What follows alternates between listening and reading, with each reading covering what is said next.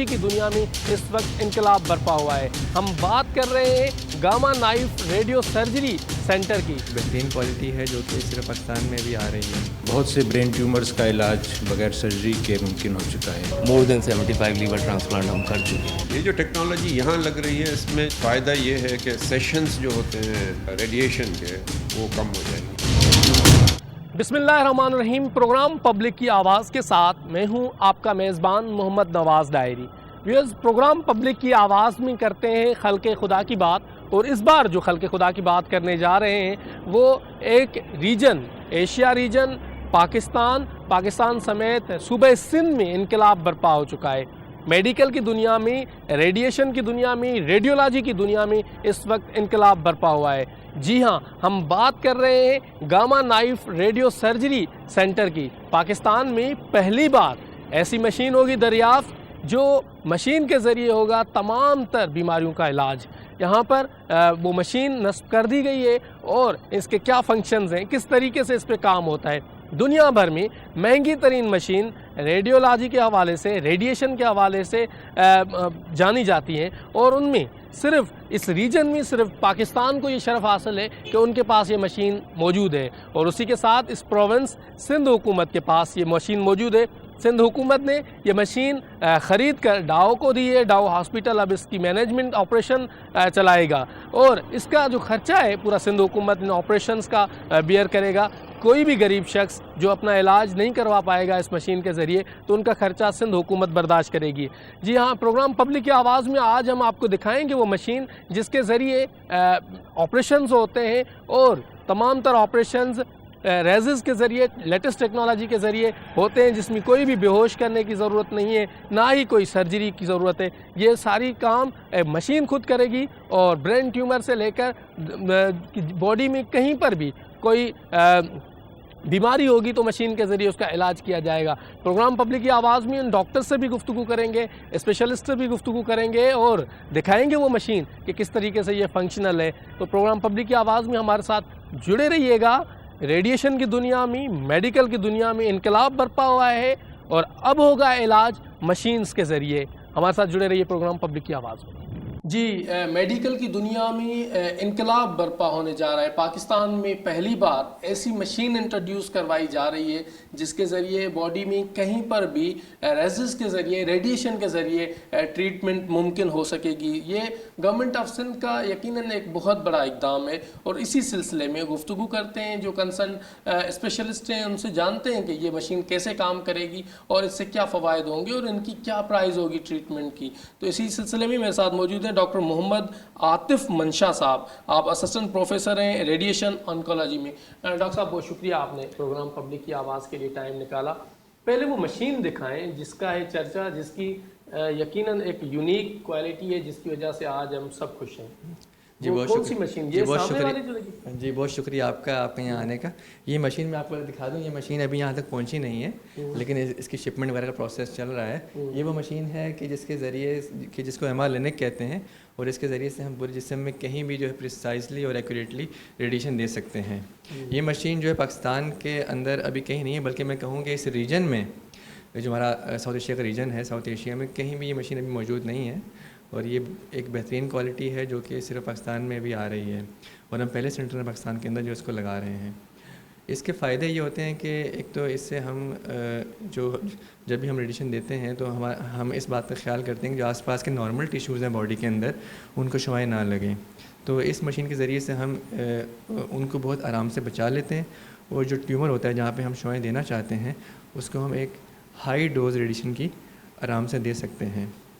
اس کے علاوہ جب بھی ہم ریڈیشن دے رہے ہوتے ہیں تو پھر جس ٹائم پہ ریڈیشن کی بیم آن ہوتی ہے تو ہم اس ٹائم پہ ٹیومر کو نہیں دیکھ سکتے، جو مشینیں آج کل فنکشنل پاکستان کے اندر ہیں۔ لیکن اس مشین میں یہ کوالٹی بھی ہے کہ ہم ریئل ٹائم امیجنگ کر رہے ہوتے ہیں، اور ٹیومر کا رسپانس جو ہے شعاؤں کے دوران، چاہے وہ شرنک ہو رہا ہے یا جو بھی رسپانس آ رہا ہے، اس کو ہم دیکھ رہے ہوتے ہیں، اور پھر اس کے حساب سے اپنے پلان کو چینج کر رہے ہوتے ہیں۔ تو یہ ایک ایسی ٹیکنالوجی ہے کہ جس کے ذریعے سے ہم بہت ہی فوکس ہو کے ہائی ڈوز آف ریڈیشن دے سکتے ہیں۔ برین ٹیومر کا علاج عموماً کتنا خرچہ ہوتا ہے اگر عام روٹین میں کروایا جاتا ہے؟ عام طور پہ برین ٹیومرز کا علاج اس کے اندر ملٹی ڈسپلنری ٹیم شامل ہوتی ہے، جس کے اندر نیورو سرجن، کیمو کے ڈاکٹر اور شوق کے ڈاکٹر سب مل کے علاج کرتے ہیں. تو اگر ہمیں آپ سے ایک اندازاً کہوں تو تقریباً 10-15 لاکھ روپے میں جو برین ٹیومر کا علاج ہو جاتا ہے. اچھا، یہاں پر کتنا خرچہ آئے گا ان کو؟ کیونکہ ہمیں جو ہے حکومت سندھ نے سہولیات فراہم کی ہوئی ہیں، فنڈز بھی فراہم کرتے ہیں، تو ہم اپنے مریضوں کا علاج کافی کم میں کر دیتے ہیں. ہمارے ہاں تقریباً 2.5 لاکھ روپے تک ہو جاتا ہے. اس میں بھی اگر افورڈ نہیں اور اگر اس میں بھی کچھ ایسے مریض ہیں جو کہ بالکل بھی افورڈ نہیں کر سکتے تو ان کا ہم جو مفت علاج کر دیتے ہیں. تو یہ آپ اس پہ جو اقدام کو کیسے دیکھتے ہیں government of Sindh? Government of Sindh جو واحد ایسی صوبائی حکومت ہے جس نے کینسر کے مریضوں کے لیے کوئی اقدام اٹھایا ہے. اس کے علاوہ جتنی بھی صوبائی حکومتیں ہیں، کسی بھی حکومت کے ماتحت کوئی بھی کینسر کا ادارہ کام نہیں کر رہا. پاکستان کے اندر جتنے بھی کینسر کے ادارے کام کر رہے ہیں وہ سارے کے سارے اٹامک انرجی کمیشن کے بنائے ہوئے ہیں. کسی بھی صوبائی حکومت کا کوئی اس میں رول نہیں ہے.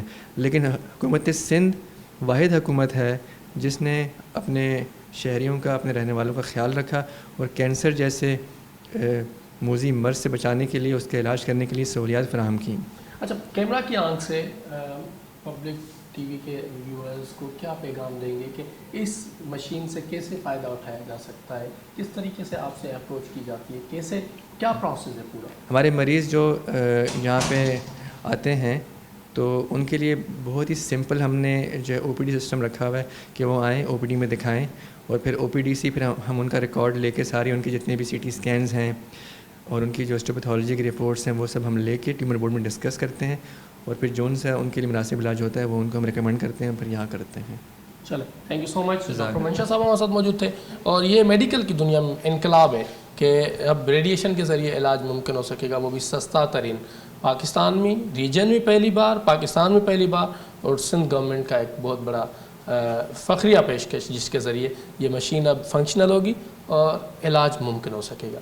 جی، ہم یہاں پر موجود ہیں اور گاما نائف کے ذریعے جو علاج کیا جاتا ہے مشینز کے، وہ آپ کو مشین بھی دکھاتے ہیں کہ کس قسم کی ٹیکنالوجی پاکستان میں اس وقت موجود ہے. ڈاکٹر صاحب، یہ مشین کی انٹرنس میں ہم آئیں، یہ فلی آٹومیٹک، یہ جس طریقے سے اسٹینڈرڈس کو مینٹین کیا جا رہا ہے. ڈاکٹر صاحب آگے چلیں. بیسیکلی یہ جو ہے ریڈیشن بنکر ہے. اچھا، کیونکہ جہاں بھی ریڈیشن کی سہولیات ہوتی ہیں وہاں پہ اس بات کا خاص خیال رکھا جاتا ہے کہ ریڈیشن جو ہے وہ باہر نہ نکلیں، اور جو عام لوگ باہر پھر رہے ہیں ان کو ریڈیشن جو ہے نہ چھوئیں، کیونکہ ریڈیشن کے مضر اثرات بھی ہوتے ہیں. حفاظت کے حوالے سے اس بنکر کو ڈیزائن کیا گیا. اس کی اپنی کچھ خاص چیزیں ہوتی ہیں جو کہ پاکستان نیوکلیئر ریگولیٹری اتھارٹی کے مطابق یہ ڈیزائن کیا گیا ہے اور اس کا پورا خیال رکھا گیا ہے. اچھا، لیبارٹری اتھارٹی مطلب کس چیز کی اسٹینڈرڈز ہوتے ہیں؟ کیا تھوڑا سا ہمیں اسٹینڈرڈ اس میں یہ ہوتے ہیں کہ جو کہ وال تھکنیس ہوتی ہے اس کا خیال رکھا جاتا ہے. ہم نے یہ سنا ہے کہ بیچ میں کوئی وال کے اندر بھی کچھ ریڈیشن وہ لگایا جاتا ہے، کچھ وال کے اندر کچھ لیڈ وغیرہ ڈالتے ہیں، ٹھیک ہے، اور کچھ چیزیں ہوتی ہیں جو کہ اس کے اندر جو ڈالی جاتی ہیں. وال تھکنیس ہوتی ہے، پھر پیشنٹ نے کہاں سے اندر داخل ہونا ہے اور کہاں سے باہر جانا ہے، اور پیشنٹ کے ساتھ جو اٹینڈنٹس آئے ہوئے ہیں ان کی انٹری اور ایگزٹ پوائنٹس، یہ سب ڈیفائن کیے جاتے ہیں ایک ریڈیشن کی فیسلٹی کو بناتے ہوئے. اس مشین کو بھی اس طرح ڈیزائن کیا گیا ہے کہ اس کے اندر جو ریڈیو ایکٹیو سورسز ہیں ان کی شیلڈنگ پراپر ہوتی رہے. لیکن پھر بھی شیلڈنگ کے علاوہ بھی یہ ہمارا فرض بنتا ہے کہ ہم کسی بھی غیر متعلق فرد کو یہاں اندر نہ آنے دیں. صحیح. تو ویسے بھی جو یہاں ہوتے بھی ہیں تو ان کو بھی تو ایک اسٹینڈرڈ جیکٹس کچھ ہوتے ہیں کوئی؟ ہمارے جو ریڈیشن اسٹاف ورکرز ہوتے ہیں ان کی جو ہے باقاعدہ مانیٹرنگ ہوتی ہے. ریڈیشن بیچز ہمیں دیے جاتے ہیں، ٹھیک ہے، اور PSL جو مانیٹرز اور بیچز ہوتے ہیں وہ ہمیں دیے جاتے ہیں، اس سے پوری مانیٹرنگ کی جاتی ہے. صحیح. اب تھوڑا مجھے ڈیمو کر کے دکھا دیں کہ کیا کس طریقے سے ہوتا ہے یہ سارا؟ بیسیکلی جو مریض آتے ہیں، یہ مشین جو ہے اس کا ایک جو کاؤچ ہے جہاں مریض لیٹتے ہیں، اور یہ جو مشین کا ہیڈ ہے اس کے اندر کولیمیٹر ہوتا ہے جس کے اوپر سورسز رکھے ہوئے ہوتے ہیں. تو جب ہم مشین کو آن کرتے ہیں تو سب اس کمرے سے باہر چلے جاتے ہیں. کنٹرول روم ہمارا کنسول روم ہے، وہاں سے مشین کو کنٹرول کیا جاتا ہے، اور کیمرے جو آپ دیکھ رہے ہیں کیمرے لگے ہوئے ہیں، ان کیمروں کی مدد سے ہم مریض کو جج کر رہے ہوتے ہیں. وہاں ٹی وی پہ دیکھ رہے ہوتے ہیں کہ اس میں کوئی موومنٹس تو نہیں آ رہی. تو یہ جب ہم وہاں سے مشین کو آن کرتے ہیں تو یہاں سے یہ اس کا ڈور کھلتا ہے اور یہ کاؤچ اندر سلائڈ کر جاتا ہے. تو یہ مشین صرف اور صرف برین ٹیومرز کو ٹریٹ کرنے کے لیے ڈیزائن کی گئی ہے. تو اس میں ہم جو برین ٹیومرز کے علاوہ کسی اور جگہ ٹیومرز کو ٹریٹ نہیں کر سکتے, لیکن جو اگلی مشین ہم لے رہے ہیں ابھی MR لینے جس کا میں نے ذکر کیا, اس کی مدد سے ہم جو ہے جسم کے سارے حصے کے ٹیومرز کو ٹریٹ کر سکیں گے. اگر کیمرہ مین دکھا سکے کہ یہ دیکھیں کس طریقے سے انٹرنیشنل اسٹینڈرڈس کے معیار کے مطابق یہ تمام تر چیزیں بنائی گئی ہیں. اسی کے ساتھ یہ مشین جس طریقے سے گورنمنٹ آف سندھ کی جانب سے دی گئی ہے, ڈاؤ اوجھا کیمپس میں لگائی گئی ہے, اور پاکستان میں پہلی بار ریڈیشن کی دنیا میں انقلاب برپا ہوا ہے.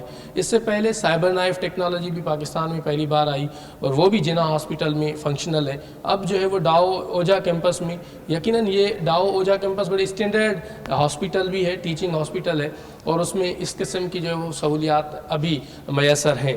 برین ٹیومر کے حوالے سے یہ مشین ہے جس کے ذریعے برین ٹیومرز کا علاج کیا جاتا ہے.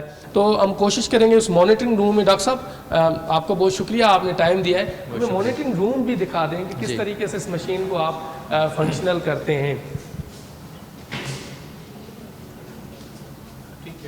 یہ ساتھ ہی ان کے مانیٹرنگ روم بنا ہوا ہے جس میں یہ مشین کے ساتھ ہی ہمارا کنٹرول روم بنا ہوا ہے, کنسول روم بیسیکلی کہتے ہیں. اس میں آپ دیکھیں گے یہ جو کیمرے پہ آپ کو وہ مشین نظر آ رہی ہے جہاں مریض لیٹتا ہے, تو یہاں سے ہم پوری مانیٹرنگ کر رہے ہوتے ہیں, اور ہم نے جو ڈوز دینی ہوتی ہے ریڈیشن کی وہ ہم پلان کر لیتے ہیں پہلے سے ہی, اور پھر اس سسٹم کی مدد سے ہم وہ ریڈیشن کی ڈوز ڈلیور کر دیتے ہیں.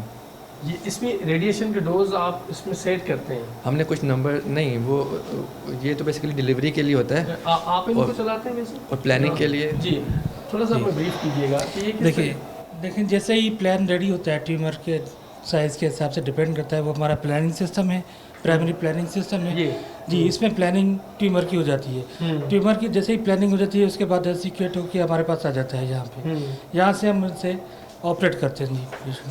کتنے ٹائم کا آپریشن ہوتا ہے؟ دیکھیے ڈپینڈ کرتا ہے ٹیومر کے سائز کے اوپر. منیمم سائز کیا ہوتی ہے؟ Minimum 3 cm 3 centi matters.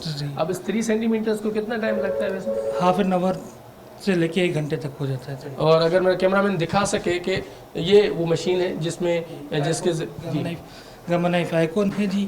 یہ اوپن ہوتی ہے, اس کا ڈور اوپن؟ ہاں, یہ ڈور اوپن ہوتا ہے اس کا. جب ہم ٹریٹمنٹ کر رہے ہوتے ہیں تو یہ ڈور اوپن ہو جاتا ہے, اور یہ کاؤچ اندر پیشنٹ کو لے کے جاتا ہے تقریباً شولڈر تک. چلیں یہ ان کو مانیٹرنگ روم کہتے ہیں, آپ کیا کہتے ہیں؟ کنٹرول روم کہتے ہیں. کنٹرول روم کر رہے ہوتے ہیں پیشنٹ. چلیں کنٹرول روم سے ہم آپ کو دکھا رہے ہیں کہ اس مشین کو کنٹرول کیسے کیا جاتا ہے. پروگرام پبلک کی آواز میں ہمارے ساتھ جڑے رہیے.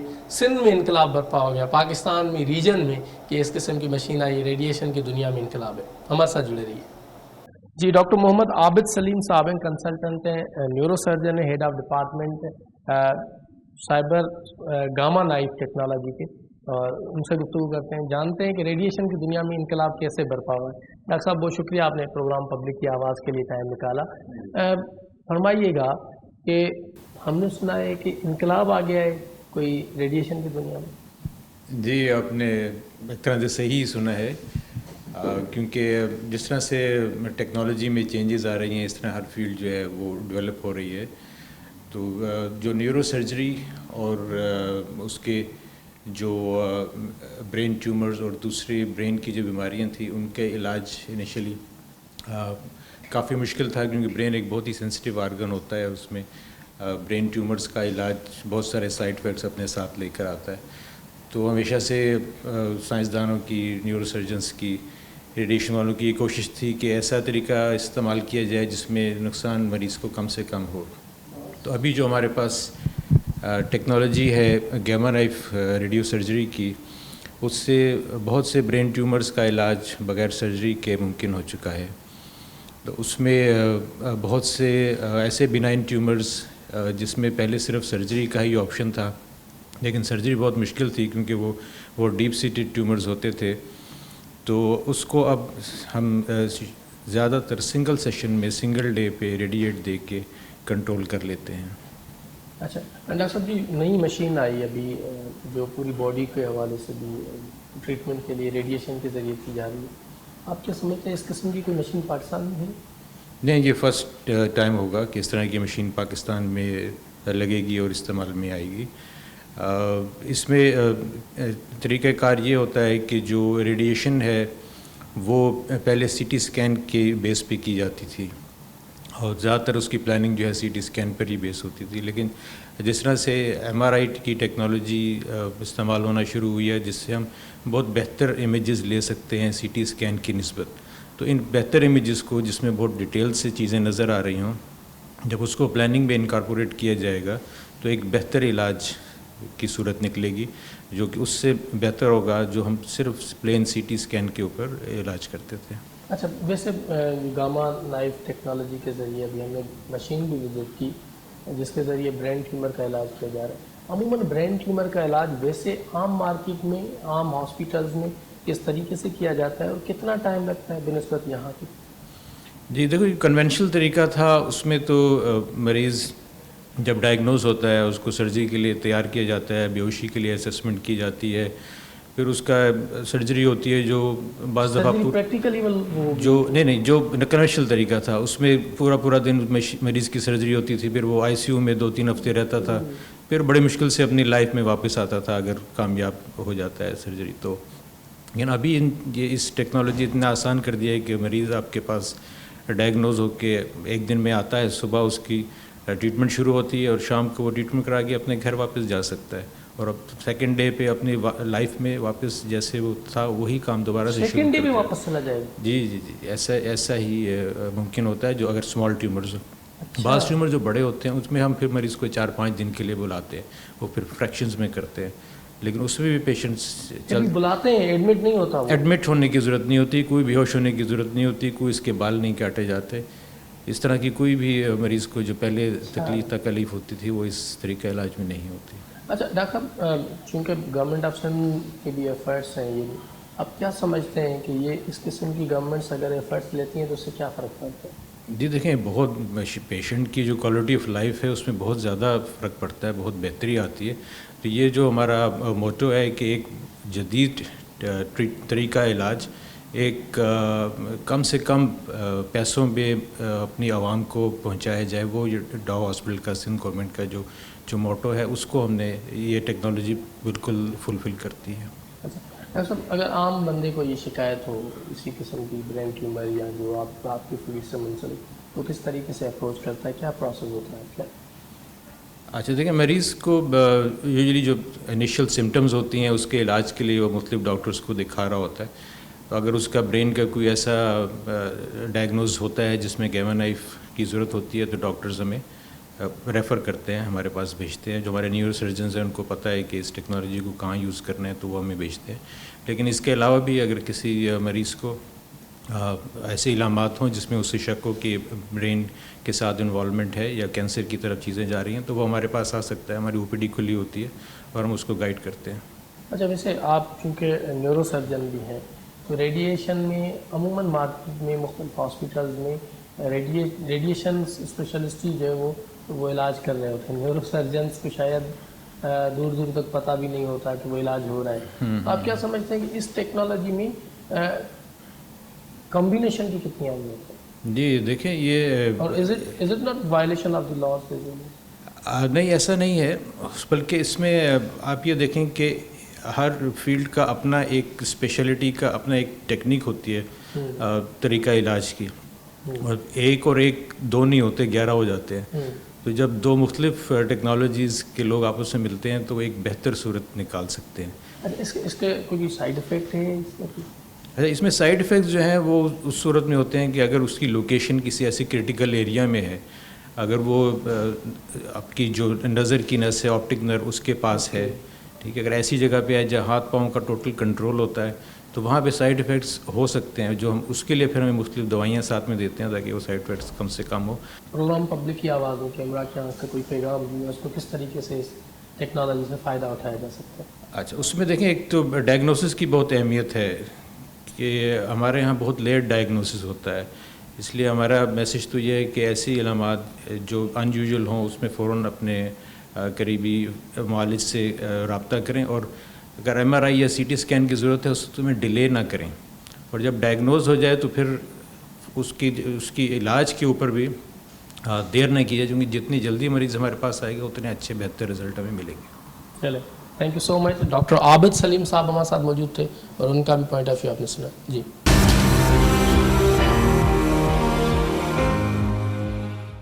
جی آج جو خصوصی پروگرام کر رہے ہیں کہ میڈیکل کی دنیا میں انوویشنز کس طریقے سے آ رہی ہیں، ریڈیشن کے حوالے سے بھی آپ کو بتایا، لیکن جگر کی پیوند کاری بھی ایک بہت بڑا معاملہ ہے جس کے لیے بڑا خرچہ کر کے پاکستان سے باہر لوگ جاتے ہیں اور علاج کرواتے ہیں، لیکن یہی سہولت یہاں پر پاکستان میں موجود ہے۔ ڈاکٹر جہانزیب صاحب ہمارے ساتھ موجود ہیں، آئیے ان سے گفتگو کرتے ہیں۔ ڈاکٹر صاحب بہت شکریہ، آپ نے پروگرام پبلک کی آواز کے لیے ٹائم نکالا۔ Thank you. یقیناً ہم انوویشنز پر گفتگو کر رہے ہیں، ریڈیشن کی دنیا میں انقلاب آیا، جگر کی پیوند کاری بھی ایک بہت بڑا ایشو ہے جس میں آپ لوگوں نے بڑی سکسیز اسٹوری ہیں آپ لوگوں کے پاس، کیا کہیں گے اتنا بڑا ڈاؤ یونیورسٹی کو کریڈٹ دے رہے ہیں؟ بالکل، بسم اللہ الرحمن الرحیم۔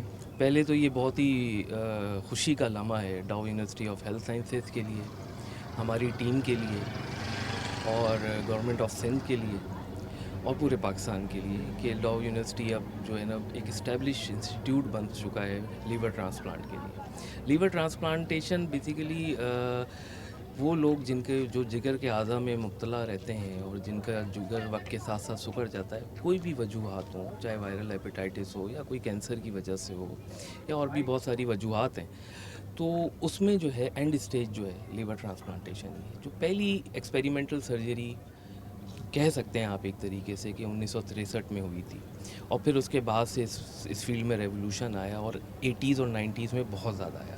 پاکستان میں یہ سرجری پہلی دفعہ 2011 میں سٹارٹ ہوئی، پورا ڈیکیڈ گزر گیا، پورا ایک عرصہ گزر گیا، اور اب بہت سارے ملٹیپل سینٹرز بھی بن چکے ہیں، اس میں سے ایک ڈاؤ یونیورسٹی بھی ہے۔ ہم نے اپنا پروگرام تقریباً 2014 میں سٹارٹ ہوا تھا، لیکن اس مقام تک پہنچتے سوچے سر ہمیں 6 سے 7 سال ہو گئے۔ کیونکہ اس حساب سے فیسلٹی ڈیولپ کرنا، اس حساب سے سرجنز کی اسکلز ڈیولپ کرنا، اسٹاف کو ٹرین کرنا، پوری سپورٹ سروسز ایسی ہو کہ جو آپ کو اس پیشنٹ کو کیئر پرووائڈ کر سکے، تو اس میں ہمیں اتنا لمبا عرصہ لگ گیا۔ اور اب آج ہم بہت خوش ہیں کیونکہ ہم مور دین 75، لکھا تو 75 ہے لیکن مور دین 75 لیور ٹرانسپلانٹ ہم کر چکے ہیں۔ اور سکسیز ریشو کتنا ہے؟ سکسیز ریشو دیکھیں انٹرنیشنلی جو فگر ہے وہ تقریباً 80 to 85%، یعنی 80 سے 85% 1 ایئر سروائیول ہے ٹرانسپلانٹ کا۔ ہمارا سکسیز ریٹ 1 ایئر سروائیول جو ہم اتنے سال میں ہم نے نکالا ہے، جو اسٹیٹسٹکس ہے، وہ 82.6% ہے، تو ہم اسی پہ ہی لینڈ کرتے ہیں جو ڈاکٹر صاحب جگر میں مسائل کیوں آتے ہیں، اس لیول پر کیوں جاتا ہے کہ آپ پلانٹیشن کریں، کیا ریزنز ہیں اور کس طریقے سے اس کو آؤٹ کم کیا جا سکتا ہے؟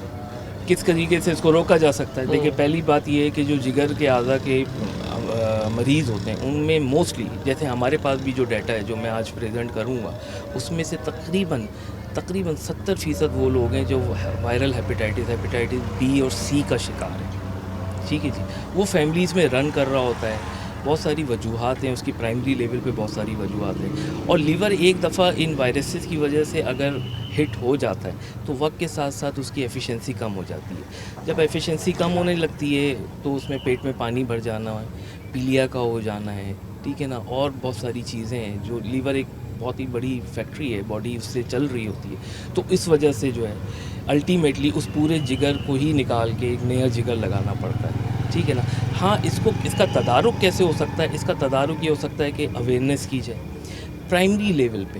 ہیپیٹائٹس بی اور سی جب لوگوں کو ڈائگنوز ہو، جب انیشیلی ڈائگنوز ہو، اسی وقت ہی ان کو ٹریٹ کر جائے، کیونکہ موسٹلی لوگوں کو پتہ ہی نہیں چلتا ہے کہ ان کو بی اور سی ہے، ان کو پتہ ہی اس وقت چلتا ہے جب لیور سکڑ چکا ہوتا ہے۔ اچھا، ویسے آپ کے پاس اگر پیشنٹس آتے ہیں تو کتنے دن میں یہ پورا پروسیس ہو جاتا ہے؟ دیکھیں ہمارا جو 2 طرح سے پروسیس ہوتا ہے، ایک ہم ایمرجنسی لیور ٹرانسپلانٹ کرتے ہیں، وہ جن کو 24 گھنٹے کے اندر ٹرانسپلانٹ کی نیڈ ہوتی ہے، تو ہمارے کوآرڈینیٹر ٹیم اور ہماری ساری لیور ٹرانسپلانٹ ٹیم اتنی کوآرڈینیٹڈ ہے وہ کہ 24 گھنٹے کے اندر ان کو پریپیئر کر دیتی بمائے ڈونر۔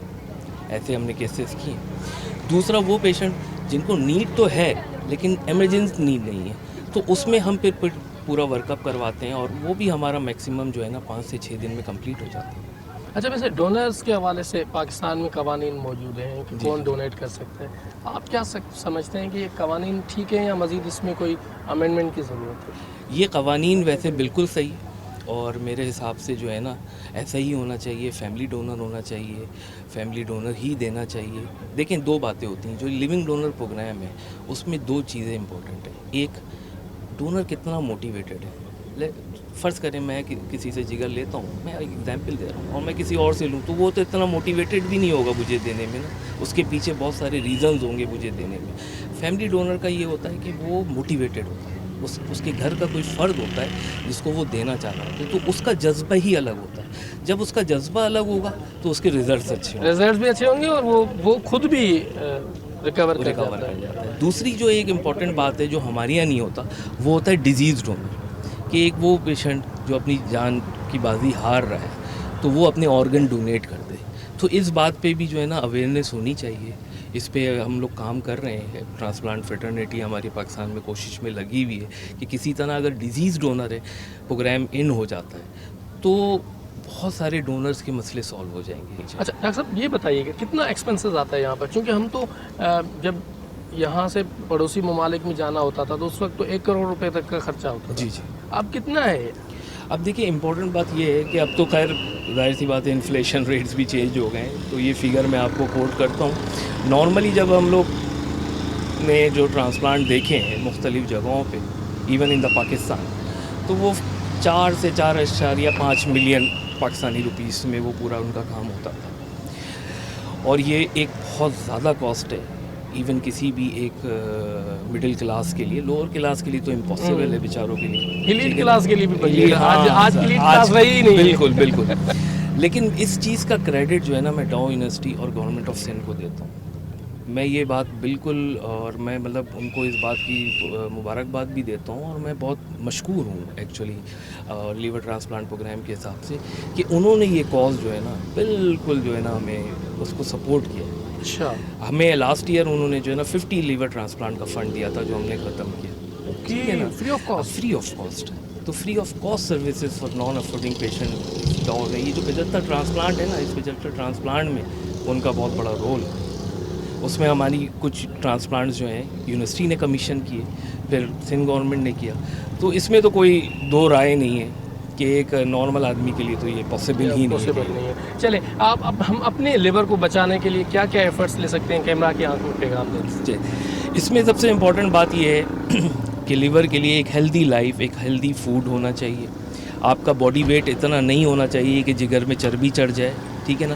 फ्रीक्वेंट आप अपना जो है ना ब्लड एनालिसिस करवाएं, स्पेसिफिकली हेपेटाइटिस बी और सी, और उन फैमिली के लिए तो ख़ास तौर पे जिनमें कोई ना कोई मरीज़ बी या सी का है, क्योंकि लामाला किसी न किसी फैमिली मेम्बर में वो ट्रांसफ़र हो जाता है किसी भी वजह से।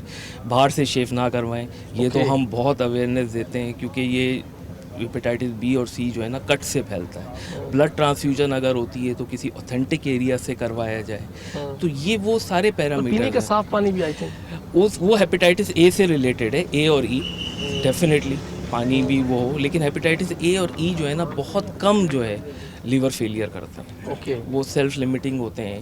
बहुत कुछ केसेस में होता है जिनमें इमरजेंसी ट्रांसप्लांट की ज़रूरत पड़ती है, लेकिन बी और सी की तो बहुत ज़्यादा प्रिवेलिटी है। तो मेरा अपना ज़ाती ये ख्याल है कि अच्छी लाइफ हो, हेल्दी लाइफ हो, कम मतलब बैलेंस डाइट हो ना, आपका वेट इतना ना हो कि जिगर पे चर्बी हो, कि चर्बी भी एक कॉज है लीवर सिरोसिस करने का, और वायरल हेपेटाइटिस, इन दो को बहुत शुक्रिया जी। आपने ये ओपिनियन जो माहिरीन का है वो आपने जाना। प्रोग्राम पब्लिक की आवाज़ में हमारे साथ जुड़े रहिए जी। प्रोग्राम पब्लिक की आवाज़ में गुफ्तगू कर रहे हैं कि यकीनन रेडिएशन की दुनिया में इनकलाब बर्पा हो गया, मेडिकल की दुनिया में इनकलाब है। मशीन्स के ज़रिए ट्रीटमेंट की जा रही है, और डाउ यूनिवर्सिटी ओजा कैंपस को ये यकीनन बड़ा क्रेडिट है जो मिलने जा रहा है। इसी सिलसिले में गुफ्तगू करते हैं, हमारे साथ मौजूद हैं vice chancellor doctor professor Mohammad Saeed Qureshi साहब।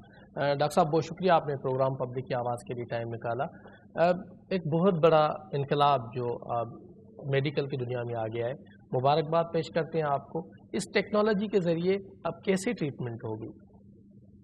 ये जो टेक्नोलॉजी यहाँ लग रही है, इसमें जो है फ़ायदा ये है कि सेशंस जो होते हैं रेडिएशन के वो कम हो जाएंगे।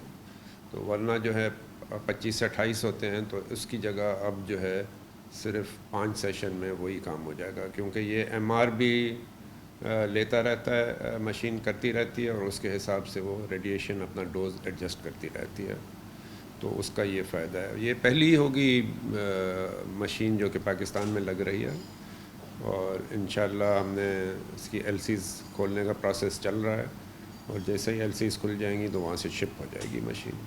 اچھا ویسے ڈاکٹر صاحب جاننا چاہیں گے کہ عموماً اس کی مارکیٹ ویلیو کتنی ہوتی ہے, کتنی کیپٹل میں یہ مشین لگتی ہے, کیونکہ گورنمنٹ آف سندھ کی طرف سے اشتراک سے بن رہی ہے, کس طریقے سے عام پبلک پر کو ایکسیس ہوگی اس پر؟ یہ $10 ملین کی ہے مشین, اور اس پہ عام پبلک کو یہ فائدہ ہوگا کہ اس میں ہم نو پروفٹ نو لاس بیسس پہ اس کو چلائیں گے. اس میں ہمیں کوئی یونیورسٹی کو اس سے کمائی نہیں ہوگی اور کوئی ہم بچائیں گے نہیں پیسے. اس کے ساتھ ساتھ ہم ڈوز آن ڈیمانڈ سائیکلوٹران بھی لگا رہے ہیں, لیکن وہ جو ہے ہم اپنے ریسورسز سے لگا رہے ہیں, اس میں حکومت سندھ کی شراکت نہیں ہے, تو وہ جو ہوگا کمرشل ہوگا. اچھا ویسے ڈاؤ یونیورسٹی ایک اپنا نام ہے, الگ نام ہے, اور ایکوالٹی کو انشور کیا گیا ہے ڈاؤ یونیورسٹی کی طرف سے. ڈاؤ یونیورسٹی کے مزید کون کون سے پروجیکٹس ہیں جو لانچ ہو گئے؟ اس وقت آج ہی جو ہے انوگریشن ہوگی آؤٹ پیشنٹس کمپلیکس کی, اور یہ ہم نے گورنمنٹ نے انفیکشن کے لیے قرضے دیے تھے, تو ہم نے وہ قرضہ لے کے اس کو as an infection control design بھی اس کو ہم نے as an infection control out patients بنایا ہے, اور وہ اس وقت سب سے بڑا پروجیکٹ. دوسرے جو ہمارے پروجیکٹ چل رہے ہیں, ایک جینومکس کا سینٹر ہے جو کہ اوپر 4تھی منزل پہ ہے, اور اس میں جو ہے ہائر ایجوکیشن کمیشن اور ایلومنائی جو ہیں ہمارے یونائٹڈ اسٹیٹس میں بیسڈ, ان کی شراکت ہے. تو وہ بھی انشاءاللہ ابھی اس کا اکوپمنٹ آرڈر پہ ہے, اور کچھ جو زیادہ تر اکوپمنٹ آ گیا لیکن کچھ اب رہتا ہے, اور جیسا ہی وہ آ جائے گا تو وہ اس کا بھی کام شروع ہو جائے گا. اس کے لیے ہم نے ہمارے ایلومنائی نے فائنینس کیا تھا, اور 2 لوگ اس میں ٹریننگ سب کچھ لے کے آئے ہیں. تو ہمیں صرف ایک اسٹارٹ اپ کرنا ہے, اور جو ری ایجنٹس ہیں وہ خریدنے ہیں, تو وہ کام کرنا شروع کر دے گا. آپ کیا سمجھتے ہیں کہ ہیلتھ کی فیلڈ کو مزید انہانس کرنے کے لیے مزید انیشلی کون سے اسٹیپس فوری طور پر اٹھانے چاہیے پوری سندھ میں؟ پوری سندھ میں جو ہے فیسلٹیز تو دیکھیں بہت ساری ہیں, لیکن ان کو فیسلٹیز کو ایفیشینٹ بنانے کی ضرورت ہے, اور اگر ان میں ایفیشنسی آتی ہے تو یہی جو فیسلٹیز ہیں ان میں کچھ آپ اکوپمنٹ اور انسٹرومنٹیشن لگا کے ان کا کام بہت بڑھا سکتے ہیں, اور ان سے پروڈکٹیوٹی جو ہے بہت بڑھ سکتی ہے. اب وہ اس میں ایک تھوڑا سا پرابلم یہ آتا ہے کہ جو ہائیلی کوالیفائڈ لوگ ہوتے ہیں ان کی ایکسپیکٹیشن فائنینشیل ایکسپیکٹیشن زیادہ ہوتی ہیں, جو کہ گورنمنٹ کی سیلریز پہ وہ خوش نہیں ہوتے ہیں. تو وہاں میرے خیال سے گورنمنٹ کو کام کرنا پڑے گا کہ ان کی رینیومریشن جو جس کو کہیں وہ کس طرح سے بڑھانی ہوگی, اور اس کو ایک پروسیس سے کر سکتے ہیں کہ پروڈکٹیوٹی کے پروسیس سے ان کی جو تنخواہیں ہیں وہ اس حساب سے دیں, کہ رادر دین کہ جو ابھی ہم کرتے ہیں کہ ایک فکسڈ اسکیل دیتے ہیں اس کو, جس کو آج کل کہتے ہیں انوویشن, تو وہ انوویشن کرنے کی پرفارمنس بیسڈ ہو, اس کے حساب سے آپ ہر ایک کو الگ تنخواہ دیں.